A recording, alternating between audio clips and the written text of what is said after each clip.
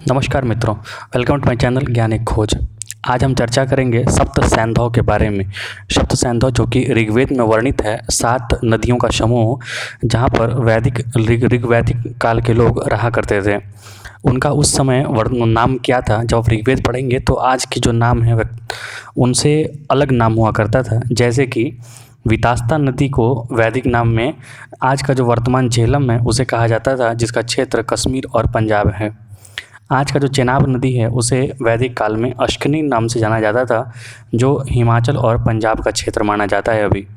रावी नदी, जिसके किनारे जो आज का लाहौर है वो है, उसे उस समय परुशनी कहा जाता था, जो हिमाचल और पंजाब दो भाग में बटा, जो कि पश्चिमी पंजाब पाकिस्तान में चला गया और उत्तरी पंजाब जो है वह हिंदुस्तान में रह गया। विपाशा नदी, विपाशा किसे कहा जाता था, आज की व्यास नदी को, जो हिमाचल और पंजाब के रीजन में आज भी बहती है।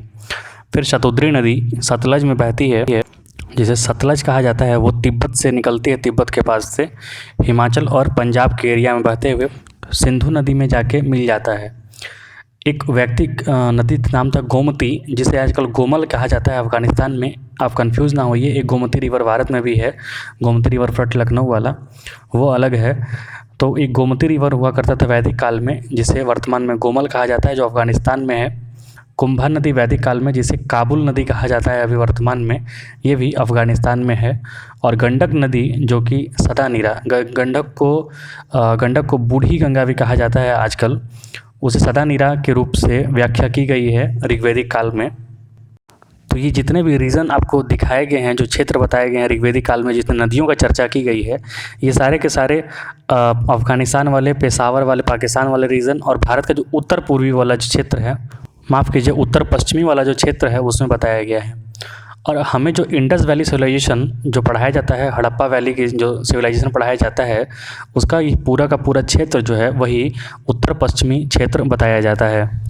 जो कम्प्लीटली वाइट वास्ट हिस्ट्री हमें पढ़ाया जाता है लेफ्ट हिस्टोरियंस है उनके द्वारा, क्योंकि इस तरीके का जब हमें वैदिक काल का, जो कि मतलब ईसा पूर्व से 1500 वर्ष पूर्व, मतलब कि आज के हिसाब से अगर देखेंगे तो 3500 साल पहले, जब बताया जा रहा है कि वो वही उसी रीजन में रहते थे, उत्तर पश्चिमी रीजन, जो कि पाकिस्तान का रीजन, मेहरानगढ़ वाला रीजन, भारत का जो रीजन है ऊपर वाला रेगिस्तान वाला जो रीजन है, फिर अफ़गानिस्तान वाला जो रीजन है, तो वो सप्त सैंधव हुआ करता था। और जो इंडस वैली सिविलाइजेशन का जो बताते हैं, जो कि भी मानचित्र में आपको दिखेगा, वो भी उसी रीजन में आता है। तो दोनों रीजन का समय एक ही है, समय कालखंड सब एक ही बताते हैं।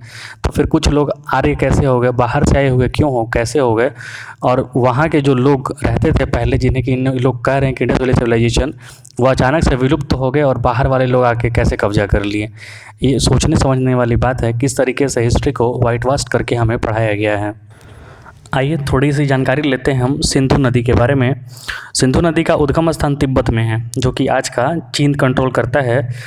सिंधु नदी जो तिब्बत वाला पार्ट है, भारत के लिए बहुत महत्वपूर्ण है, लेकिन चाचा नेहरू की गलती की वजह से उस समय शनि की महादशा चल रही थी। मैंने आपको पढ़ाया है कुंडली वाले में, भारत का कुंडली में, आप उसको देखिएगा। उसमें शनि कुछ गलत फैसले लिवाया इनसे, चाचा नेहरू से, जो प्रशासक थे उस समय, राजा थे भारत के, और वो रीजन चला गया। क्योंकि जितना भी भारत में बड़े बड़े नदियां हैं, सबका लगभग दो उद्गम स्थान या फिर उसका जो पानी का सोर्स है वो सबका सब तिब्बत है।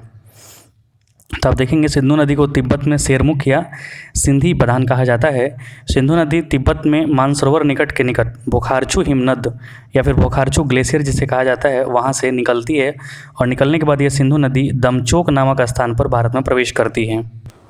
भारत में लेह, जो कि कंसासी प्रदेश है, वहाँ से बहती हुई बलूचिस्तान में चली जाती है। ये बुंजी गार, भारत का सबसे गहरा जो गॉर्ज है, वह एक मोड़ पर काटती है। फिर गिलगिट होते हुए नंगा पर्वत, जिसे पढ़ते हैं हम लोग, हिमालय का जो पर्वत है, हिमालय का पश्चिमी पर्वत माना जाता है, वो वहाँ से सिंधु नदी चिल्लास नामक स्थान से भारत से निकलते हुए पाकिस्तान में प्रवेश कर जाती है।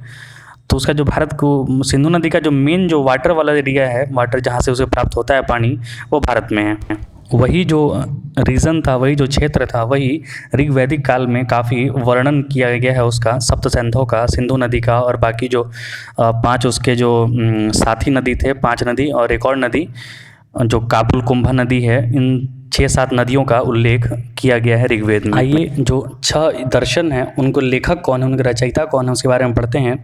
सांख्य के रचयिता महर्षि कपिल हैं, योग के रचयिता महर्षि पतंजलि हैं, न्याय जो दर्शन है उसके रचयिता महर्षि गौतम हैं, वैशेषिक के रचयिता महर्षि कणाद हैं, और पूर्व मीमांसा के रचयिता महर्षि जैमिनी हैं, जो कि ज्योतिषी में भी उन्होंने, ज्योतिषी क्षेत्र में भी काफ़ी उन्होंने लिखा है।